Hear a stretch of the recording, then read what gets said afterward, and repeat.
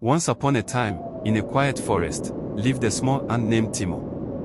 Timo was smaller than the other ants, but he had a very big dream. He wanted to carry the largest grain of rice back to the anthill all by himself.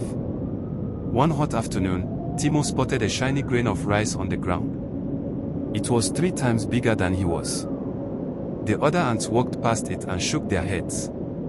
"Too heavy," they said. But Timo's eyes sparkled. "I can do it," he whispered to himself. He tried lifting it with all his strength, but the grain didn't move. He tried pushing it with his tiny legs, but it only rolled a little and stopped. A beetle passing by laughed. "You're too small, little ant. Give up."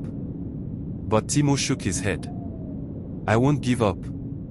He tried again, pulling and pulling until his legs trembled. The grain slipped from his grasp and rolled farther away. Timo fell to the ground, tired and dusty.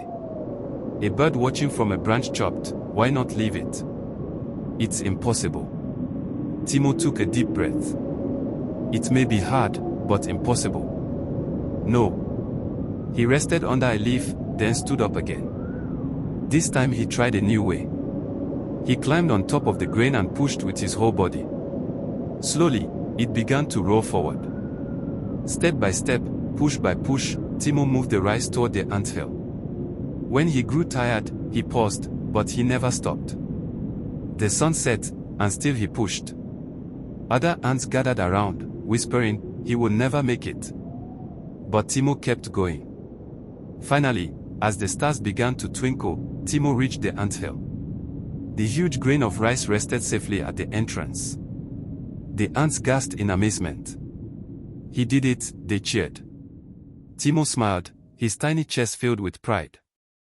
"It wasn't easy," he said, "but I didn't give up." From that day on, whenever the ants faced a challenge, they remembered Timo's courage.